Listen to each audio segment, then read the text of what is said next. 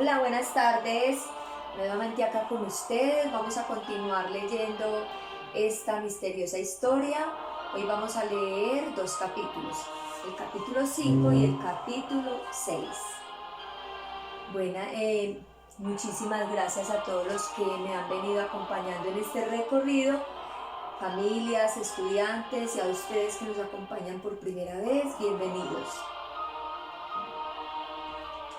Este capítulo 5 lleva como título Los acompañantes invisibles.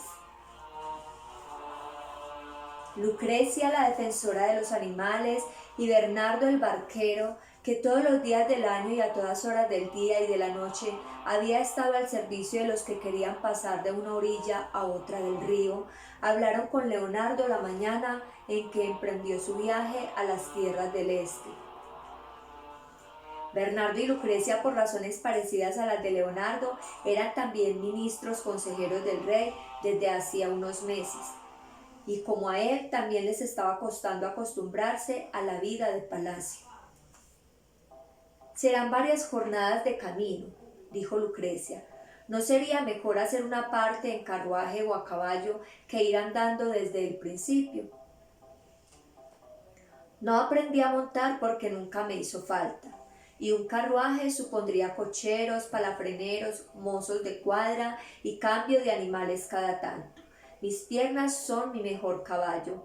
Unas cuantas jornadas andando me sentarán muy bien. Aquí en Palacio ya me estaba quedando un poco entumecido. Ya, pero si te llevara río abajo con la barca te evitaría buena parte del camino. Luego ya andarías en el bosque todo lo que te hiciera falta, propuso Bernardo. Es un ofrecimiento muy generoso, pero lo que avanzara por el río lo perdería en ver tierras que no conozco. Quiero recorrer todos los campos, valles, dehesas, vegas y bosques que estén en el camino. Lucrecia y Bernardo aceptaron las razones de Leonardo y le dijeron que respetaban sus deseos. Con un abrazo le desearon buena suerte y le dieron sus últimos consejos. Ten mucho cuidado. Lucrecia sabía lo buena persona que era Leonardo y por eso le recomendó: no te confíes demasiado. Si ves algo extraño, protégete y ponte a salvo. Esas misteriosas hechiceras pueden existir de verdad, nunca se sabe, dijo Leonardo. Si te las encuentras, ten precaución. Pueden utilizar malas artes. Leonardo los tranquilizó y asegurándoles que no creía que aquellas brujas existieran, pero que si las encontraba sabría guardarse de ellas. Y así fue como Leonardo, por su voluntad, sin escolta alguna y sin más despedida que los últimos abrazos y recomendaciones de Lucrecia y Bernardo, vestido y equipado como un humilde caminante, partió hacia las tierras del este. Una gran nube blanca, la única en todo el cielo azul, pasaba despacio como una inmensa nave. Leonardo pensó que quizás era una señal favorable, un buen augurio para el viaje que emprendería.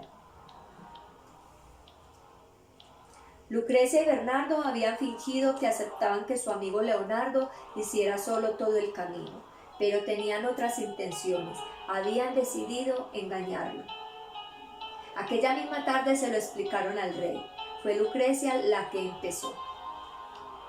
Señor, por su nobleza de corazón, por su limpieza de pensamiento y lo bondadoso de su carácter, Leonardo puede verse sorprendido por alguna situación peligrosa o desagradable. Nos preocupa que alguien pueda hacerle daño. No queremos que le ocurra nada malo, nada que tengamos que lamentar más tarde. Y Bernardo continuó.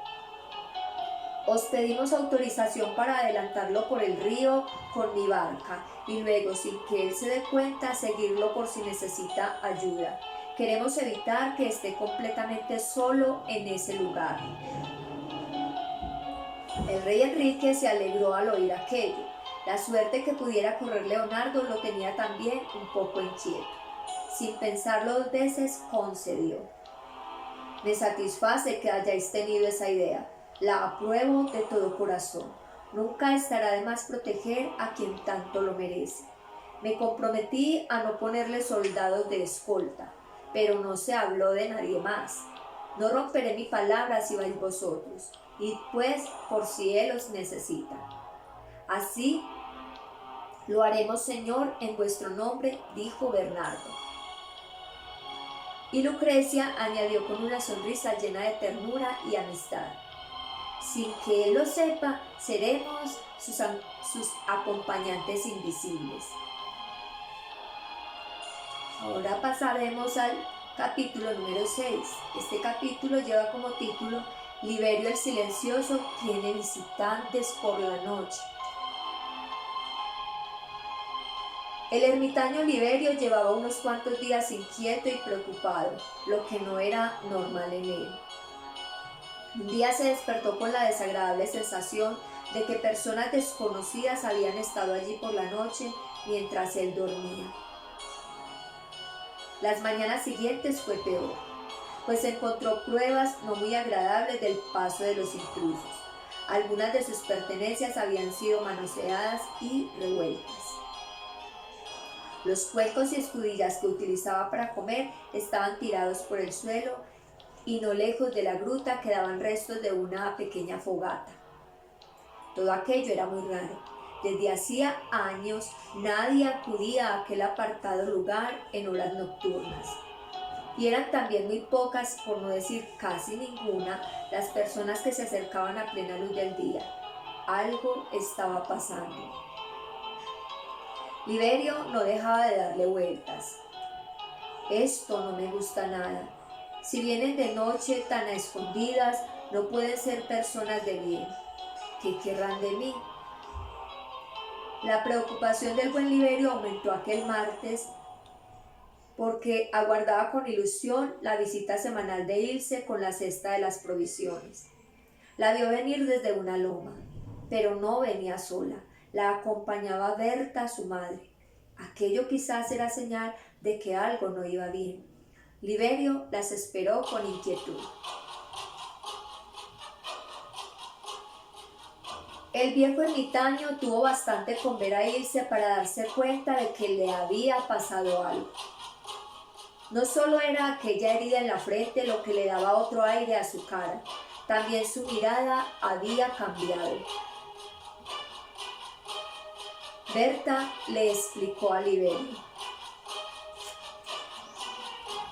El pasado martes, cuando regresaba a la granja, a Ilse le ocurrió un percance muy extraño. Y ni su padre ni yo hemos podido aún aclarar qué fue lo que de verdad le sucedió.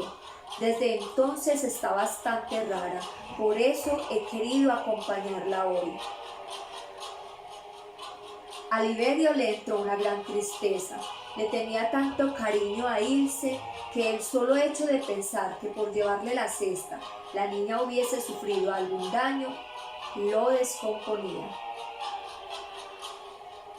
Pensó: ¿tendrá la herida de su frente algo que ver con las visitas de estas noches? ¿Estarán volviendo al bosque las pesadillas de otros tiempos? Liberio tomó una decisión.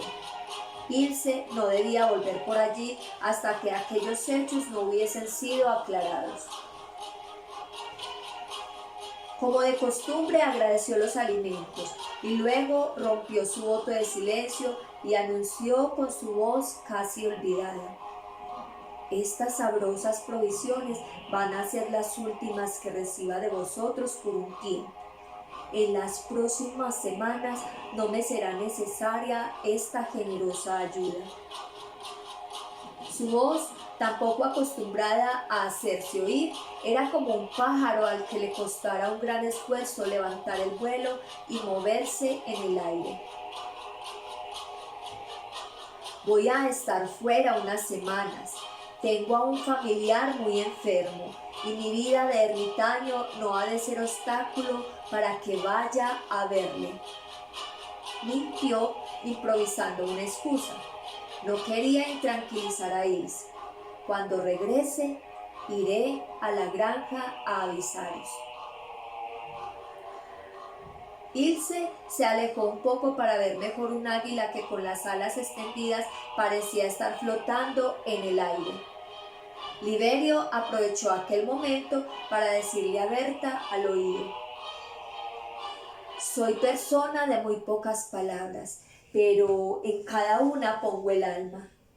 Escúchame bien, hasta que yo no aparezca por la granja, no dejéis a Ilse sola ni un momento. Algo está pasando y lo voy a averiguar. Va a ser mi cometido de ahora en adelante. Aunque las palabras de Liberio no la cogieron por sorpresa, Berta se estremeció. Sus temores y malos presagios se confirmaban. El ermitaño, con el pretexto de que necesitaba iniciar los preparativos de su supuesto viaje, se las arregló para conseguir que las dos regresaran a la granja cuanto antes. Liberio se sabía débil, anciano y más cobarde que valiente. Estaba acostumbrado a una vida retirada y solitaria, pero ahora los hechos le pedían que pasara a la acción. Aunque me cueste, lo que está pasando me exige ser fuerte. La valentía no es un adorno ni una cualidad que tenemos porque sí. Es algo que despierta en las personas cuando la vida se lo pide. Y ahora me lo está pidiendo a mí y no puedo esconderme. Ilse nunca les había mentido a sus padres en nada de importancia, pero todo estaba cambiando. Se comportaba de manera bastante extraña. No respondía a algunas preguntas y a otras contestaba con falsedades. A veces, cuando no la veía, lloraba. Y la herida de la frente seguía sin cerrarse. Ninguna de las pomadas que le ponía Berta estaba dando resultado. Cuando intentaba rezar, no conseguía terminar ninguna de las oraciones que se sabía de memoria.